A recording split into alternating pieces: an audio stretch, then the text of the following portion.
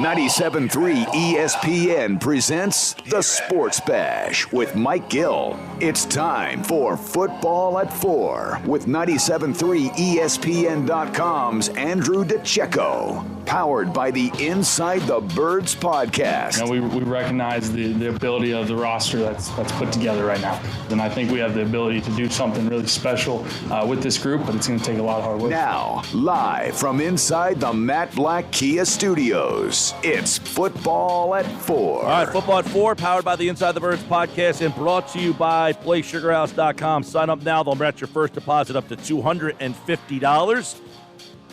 Got the Bills plus 5.5 at home tonight.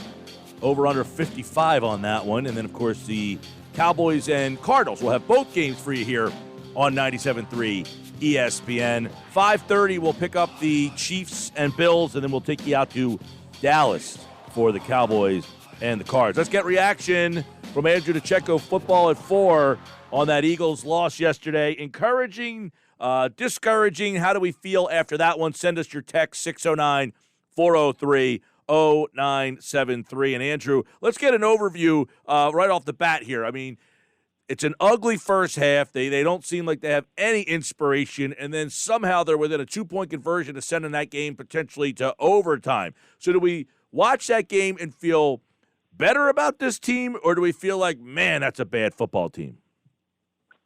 Well, there wasn't much hope for the Eagles through one quarter, and then late in the second quarter, you saw them insert Jalen Hurts and create some sort of spark on offense that really hasn't been there for the past couple of weeks, and that kind of galvanized the offense. And going into the second half, you saw a vastly different Eagles offense, and they were more aggressive, and they started to find their footing.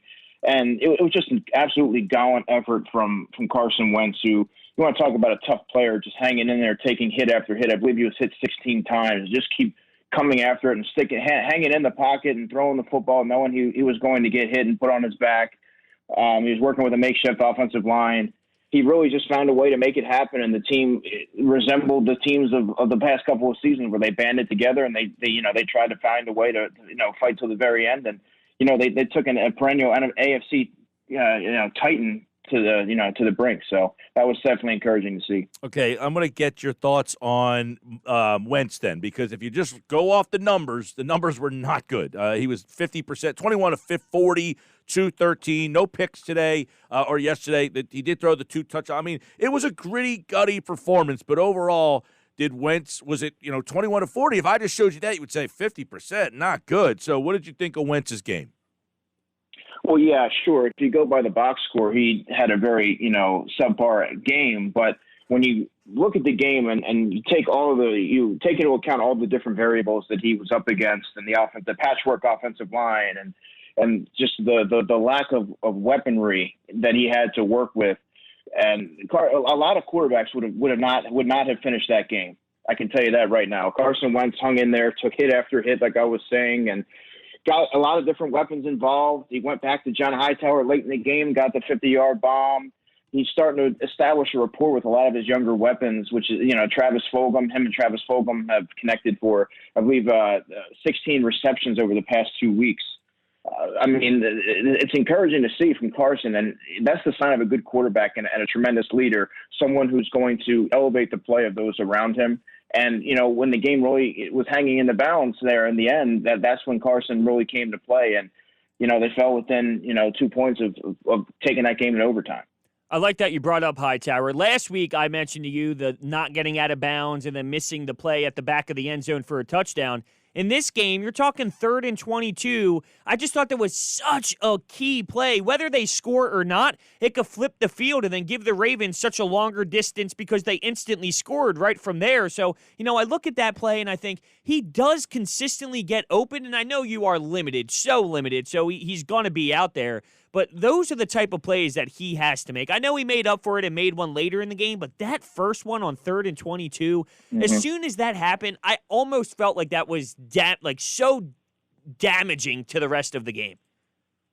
Yeah, you can almost feel the air being sucked out of Lincoln Financial Field when he failed to come up with that football. John Hightower has to come up with that football. There's no two ways about it. He needs to look the football in. You kind of saw his eyes drift away from it. You have to look the football in, complete the catch. You got open, which is the hard part, but you gotta. The ball was. He always seems to get open, though, doesn't he? Yeah, that's the hard part about it. A lot of rookie receivers struggle from a route running standpoint and understanding, their depth and the different nuances, the subtleties that come with, the route running, learning the route trees and things. But he has that sharp football intellect and that route running acumen. It's just completing the second part of that, which is catching the football, the ball tracking part of it. Those are all things that are coachable, and then Aaron Moorhead will have to work with him on. But there's potential there. Remember, he was a day 3 pick. He's ideally would be in a perfect scenario. He wouldn't be playing more than 10 to 12 snaps a game. But here we are. He's out there. He's playing 40 to 50 snaps a game. He's kind of developing along the way, but he's a 5th round pick. The expectations need to be tempered. Granted, when the ball is in the air and you have a chance to catch it, you have to come up with that. But he has shown signs of having traits that can be molded. Let's look at some of the problems this team has moving forward here. Jack Driscoll hurt, most likely will not play. Does not look like Lane Johnson is going to play on Thursday night either. So, what does the offensive line configuration look like after this game? Yeah, well, you take Jack Driscoll out of the equation, and Brett Toth played 17 snaps. The kid from Army who they had last preseason, and they waived him, and the Cardinals had him for the entirety of last season, and now he's back. That was his first NFL game, and Carson was very aware that he was out there. You could tell by the way that, by his mannerisms when he was out on the field. He knew exactly where Brett Toth was, and he was a turnstile out there. I'm not going to sugarcoat it. It was his first NFL snaps. That's what they have to work with right now. Prince Tegawanagu is out there on the practice squad. He would be an option to be possibly elevated this week. Jamon Brown was a train wreck at right guard. He was responsible for a lot of the failed blocking assignments there. I thought that they should have maybe looked at Sua Opeta, inserting him there. It's kind of dire straits right now. They don't have a ton of options right now, and they only have it's such a quick turnaround that the in-house you're going to have to go with one of the in-house options. Yeah, Brown was abysmal. There's no way he could get back on that field. Real quick, it sounded to me today that Pederson insinuated that Opeta, in other words, that Herbig can move to right guard. Does that mean Opeta is stronger at left guard, and that's why? Because I don't know why. It seemed weird that he would throw Herbig in the right guard mix. So is that insinuating that Opeta is better at left guard and that you could see Opeta play left guard, Herbig play right guard, and then maybe Matt Pryor at right tackle or Tote at right tackle? I don't know what they're going to do at right tackle, but is Opeta more suited to play left guard? Yeah, he played left guard at Weber State, so that's going to be his most comfortable spot. He's someone that can play right or left guard. He's a sharp player, very incredibly strong. He actually, I think he had 35 reps or 37 reps, something crazy like that, at the NFL Combine in 2019, which led all offensive linemen. He's incredibly strong. And he's a sharp-minded guy. I know a lot of teams were interested in him after the draft. But he's someone that I would have inserted today, probably around halftime, once you saw that Jamon Brown was kind of just a turnstile out there and really was the sole, was the primary, offender of a lot of the botched offensive sequences were due to his, lapses as a blocker. So I probably would move on from Jamon Brown and have him, get one of the younger guys and throw them in there and see what they can do. What'd you think about Jordan Mailata? I mean, he's just so intriguing because of everything with Andre Dillard. You drafted him, and looks like Jordan Mailata is playing. There's definitely flaws, don't get me wrong, but in terms of expectations for a guy who's never played football before, he's definitely holding his own. What was your thoughts on this specific game? Yeah, you have to like what you've seen from Jordan Mailata. Talk about someone who hasn't played American football prior to the 2018 preseason. You have to like what he's done. He played two tough powerhouses the past 2 weeks and really held his own. I thought he was, along with Jason Kelsey, I thought that Jordan Mailata was the strongest on the offensive line yesterday.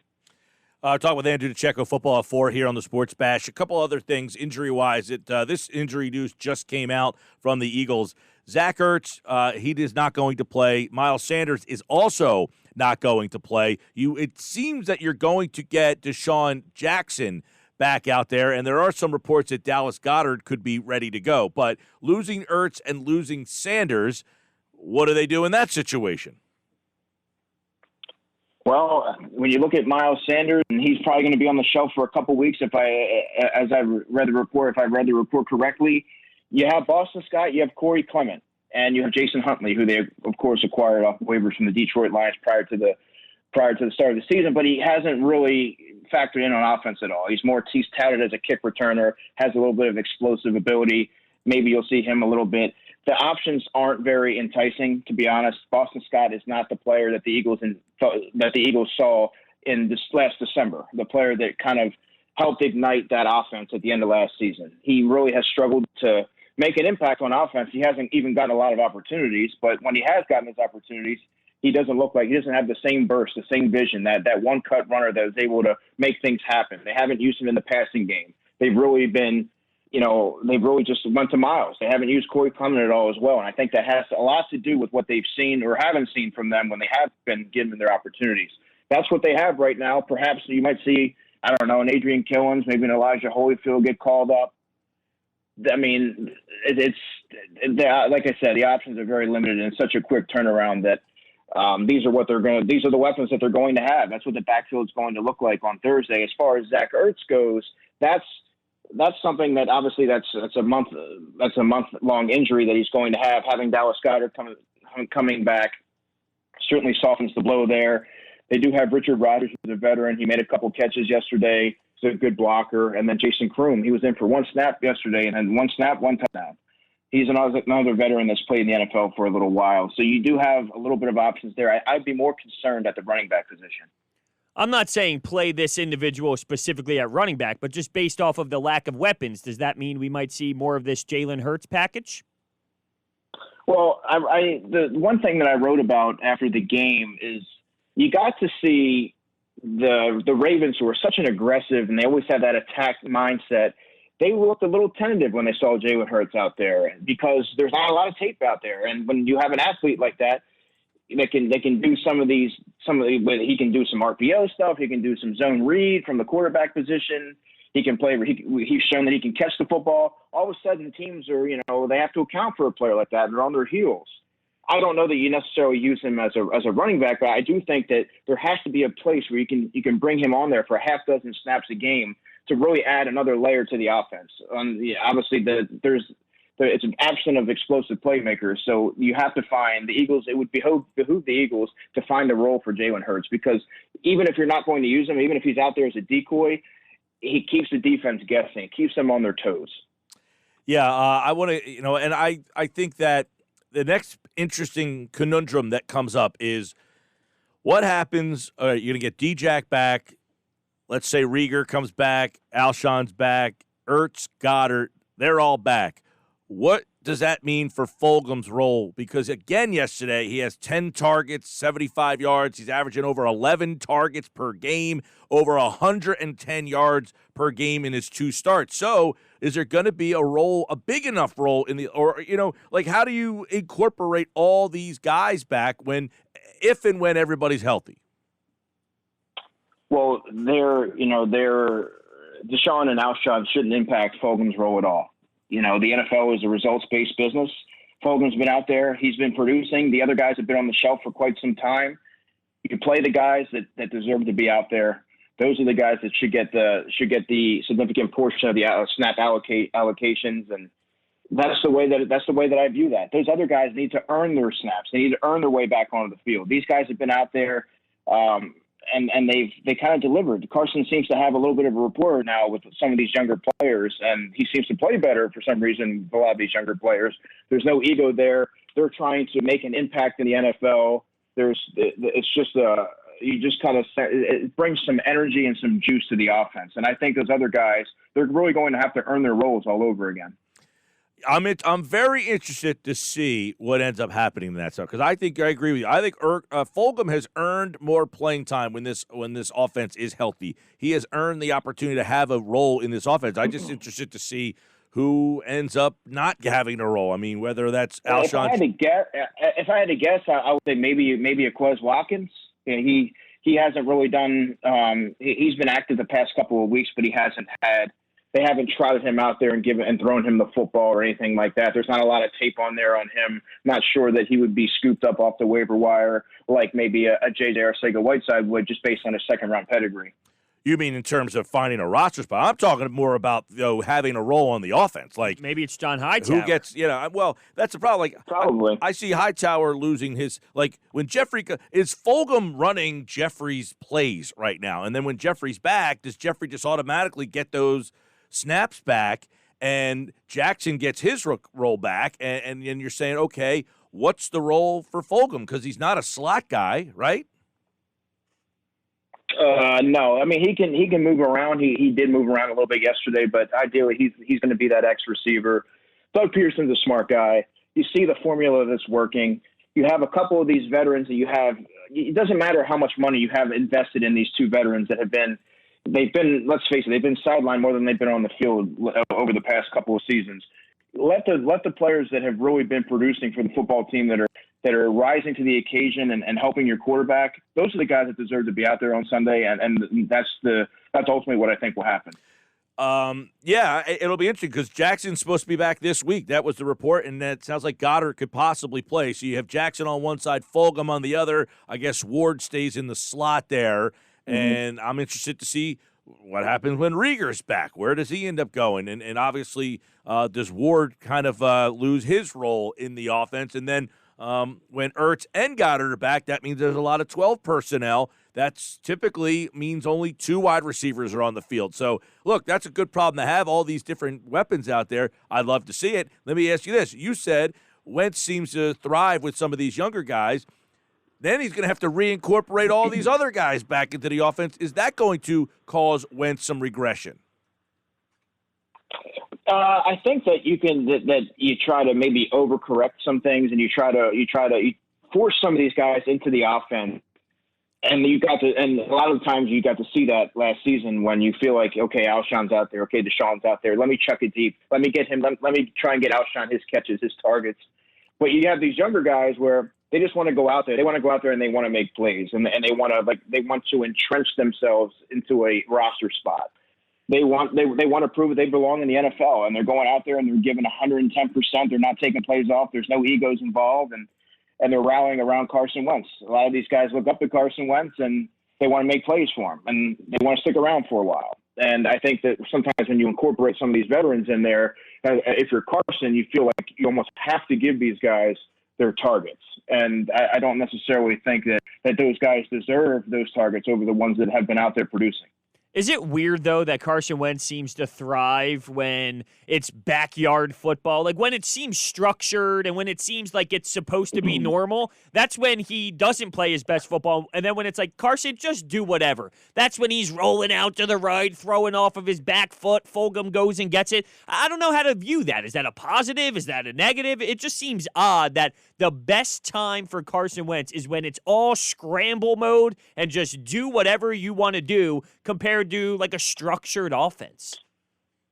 Yeah, I think he's able to let his instincts kind of take over. There's not a lot. He's not pressing as much. He's able to play free, let sling it and let these young guys make plays. I think the energy that a lot of these younger players have kind of, radiates throughout the entire offense, and people rally around that. And that's a real thing. And that galvanizes teams. And I think Carson's a guy that really thrives on that. And like I said, there's not that pressure there, feeling like, okay, I gotta get Djax, I gotta give him 6 targets. I gotta chuck it deep to him, or what's he gonna say to me in the huddle, or I gotta give Alshon his red zone looks, or something like that. These guys, he just spreads it around with these young guys and lets them make plays. What'd you think of the 2-point conversion? A lot of people, really being critical of that decision. Did you have a problem with the 2-point conversion? Going for it early, the one early in the game. The early one, yeah. I had a problem with both of them, but the early one, that didn't make a whole lot of sense to me. The other one, late in the game, with the game hanging in the balance, I thought that Doug should have called a timeout, which he admitted today that he probably, looking back, he would have. But that was poorly executed. But the one in the beginning really just, put them behind the 8 ball. The last 2-point conversion play, is that is there a missed assignment there? Why was that play blown up so quickly? Well, it looked like Boston Scott thought he was getting the football and he didn't want to let it go. Carson looked like he wanted to pull it out. Either way, there wasn't much that was going to happen on that. I thought they would have been better suited getting Carson on the move and let him, target Travis Fulgham. That seemed to be a winning recipe as of late. They seem to have a connection there. Throw it up there and let Travis Fulgham make a play. You weren't going to get anything on that play regardless. It wasn't very well blocked up. The offensive line wasn't blocking much of anything for the entire game. It was just it was something that I anticipated a timeout and something far more creative than what we saw. Yeah, Doug pretty much admitted today that it was a mistake. And then when we talk about the Cincinnati game, punting the ball, he came out the next Monday and said, probably wasn't his best decision. And then we talk about the Nate Gary play against Claypool, and he came out and spoke about that as well. And it just seems like, I was okay with Doug waking up Monday morning after the punt going, I made a mistake. You don't need to be a robot and defend everything and think everything was the right move. But at 1-4-1, when I look back at 3 scenarios on a Monday where Doug Pederson is questioning himself, that's where I think, hold on a second, this is kind of a big deal. I mean, you're 1-4-1, and 3 times you need to question your decision. That's why we pay you the big bucks, to make that decision on the sideline when there's time left on the clock. And I don't know, how concerning is that? Yeah, I'm sure if Doug were to evaluate himself, he would say that he hasn't done the best. He hasn't given the Eagles the best version of Doug Pederson, so to speak. I think that there's been, like you said, you listed a few different plays. And I think that you could even look to a few other ones that he would like to have back. Now, he's going to have to, he can keep saying that every Monday, but you got to get that corrected, because the outcomes could have been a lot different had a couple of those things went differently. So you have to make the necessary adjustments. Yeah, he did say today and admit, hey, yeah, we are 1-4-1 because that's how we're playing, like a 1-4-1 team. That injury list continues to grow. Did not participate Driscoll, Ertz, Malik Jackson, Lane Johnson, Miles Sanders, Kevon Wallace, and Marcus Epps was limited, with Deshaun Jackson, Alshon Jeffrey, Avonte Maddox, and Duke Riley. So there's your injury report for today. And, of course, they got to bounce right back on Thursday night. We'll have plenty more tomorrow. Jim Schwartz will talk. We'll have Andrew's thoughts on that. Jeff Mosher Wednesday. Adam Kaplan on Thursday. Football at 4, powered by the Inside the Birds podcast here on the Sports Bash Live on 97.3 ESPN. Thanks, Andrew. Yep, take care. He's back tomorrow with more as the Eagles getting ready, turning the page already. They did not practice today. The injury report today was an estimation of if they did practice. Okay. So all those guys. But in that, Jack Driscoll does not look like he's going to play. Zach Ertz is not playing for at least 3 to 4 weeks. The reports are he's out about a month. Malik Jackson, I hear, is a 2-week injury. Same with Driscoll. Lane Johnson, I have not got an update on. Miles Sanders, they're saying 1 to 2 weeks. How about Malik Jackson? That one, they said him and Driscoll, 2 weeks. Okay.